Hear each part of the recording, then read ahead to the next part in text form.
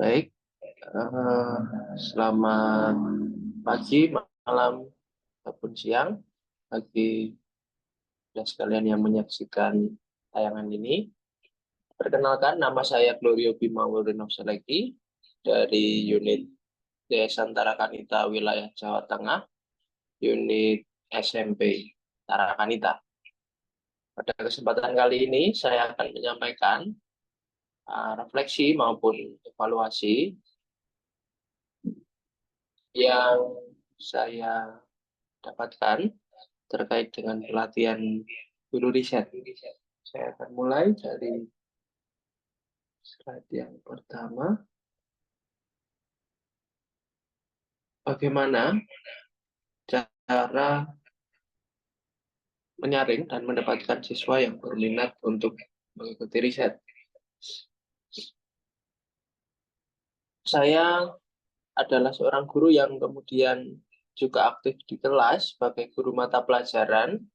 Maka bagaimana cara saya untuk menjaring siswa yang mungkin memiliki minat adalah dengan cara melakukan pengamatan di kelas.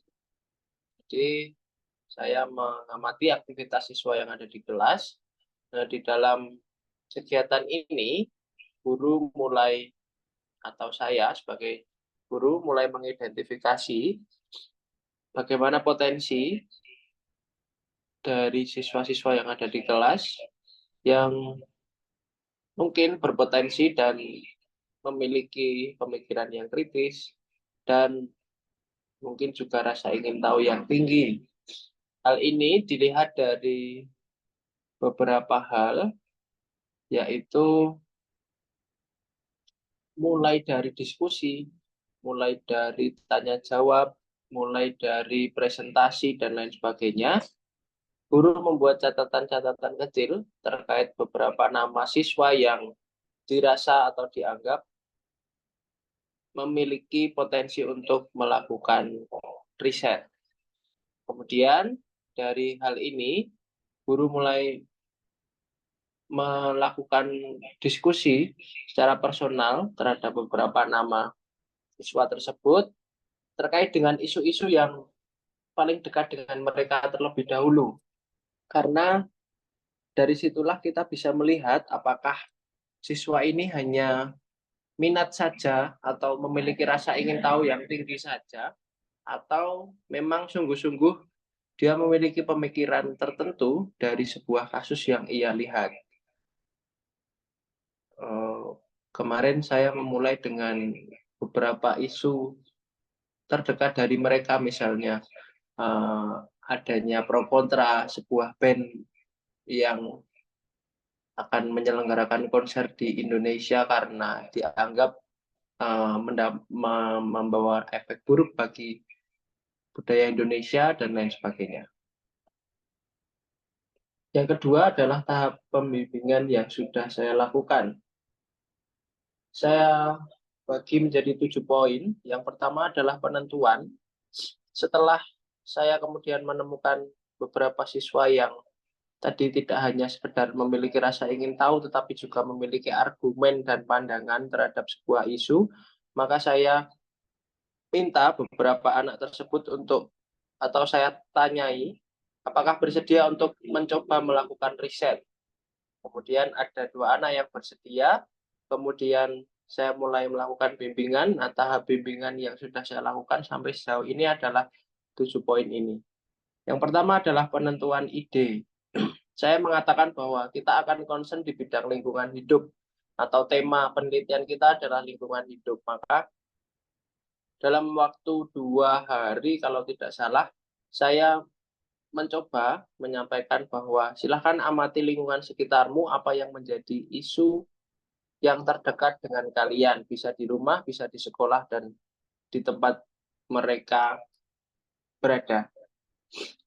Kemudian setelah mengamati, akhirnya mereka menemukan, atau kami menemukan bahwa isu yang terdekat dengan kita sekarang adalah tentang penggunaan tisu yang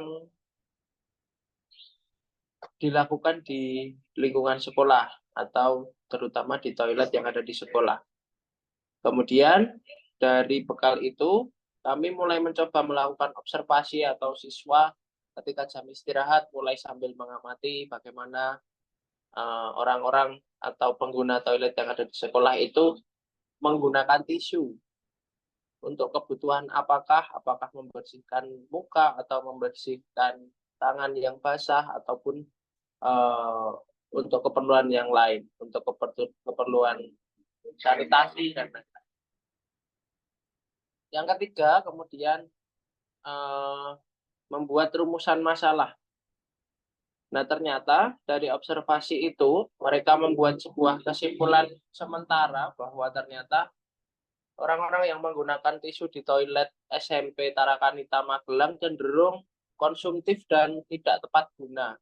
Maka mereka mencoba mulai membuat rumusan masalah yang akhirnya merujuk pada bagaimana sih perilaku orang-orang kok bisa sampai membuat budaya konsumtif terhadap tisu yang ada di toilet. Kemudian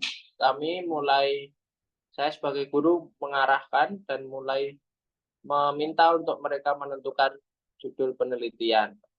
Maka rumuslah sebuah judul penelitian yang kemarin terlampir, yakni dengan judul perilaku pengguna tisu di toilet SMP Tarakanita Magelang. Berdasarkan judul ini dan rumusan masalah yang sudah tertulis, maka saya sebagai guru mencoba memulai untuk memberikan beberapa referensi terkait dengan metode atau metodologi penelitian. Saya mulai dari metode yang paling banyak digunakan adalah kuantitatif dan kualitatif. Kemudian mereka saya minta untuk mempelajari kedua jenis metodologi ini berserta turunannya, apakah metodologi kualitatif deskriptif atau kualitatif menggunakan kajian pustaka dan lain-lain. Kemudian setelah menemukan metodologi yang paling tepat, yakni adalah kualitatif deskriptif, karena yang dibahas adalah perilaku manusia, maka lebih banyak akan berwawancara, menggunakan angket ataupun observasi. Nah, kemudian kami mulai mencari-cari landasan teori yang mendukung. Nah, disinilah mulai muncul masalah yang nanti akan saya jelaskan di slide selanjutnya. Kemudian kami mencoba merumuskan hipotesis. Kendala yang dihadapi dan bagaimana solusinya. Kendala yang kami hadapi selama mendampingi siswa adalah kesulitan mencari penelitian yang relevan. Ada beberapa penelitian yang memiliki variabel yang sama, namun tidak ada yang sama persis dengan penelitian yang kami lakukan. Untuk variabel tisu sendiri, kebanyakan penelitian yang ada adalah meneliti bagaimana caranya membuat bahan tisu buatan sehingga tidak menggunakan kulit kayu lagi. Jadi menggunakan bahan-bahan buatan supaya tidak terjadi pembalakan yang secara masif sehingga berdampak pada kegundulan hutan dan sebagainya. Sedangkan untuk perilaku sendiri, banyak penelitian yang mengangkat tema perilaku, tapi kemudian tidak ada yang mengikuti variabel pengikutnya bukan tisu, tapi lebih ke perilaku penggunaan handphone misalnya, dan lain sebagainya. Nah, kemudian solusinya bagaimana? Kami melihat beberapa jurnal itu lalu mencoba untuk mensarikan. Misalnya dari penelitian yang pertama ada di sana perilaku pengguna jalan dan sebagainya. Kami mencoba mengamati landasan teori yang digunakan terkait dengan variabel perilaku. Kemudian kami mencari literasi yang sesuai dengan penelitian tersebut. Begitupun halnya dengan variabel tisu yang kami angkat.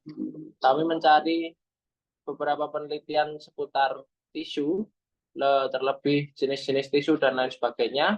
Kemudian kami coba mensarikan untuk menemukan literasi-literasi yang menjadi landasan teori yang terkait. Mungkin itu yang dapat saya sampaikan melalui video ini. Ada kurang dan lebihnya saya mohon maaf. Semoga bisa menjadi bahan pertimbangan di dalam mendampingi siswa dalam melakukan penelitian. Terima kasih.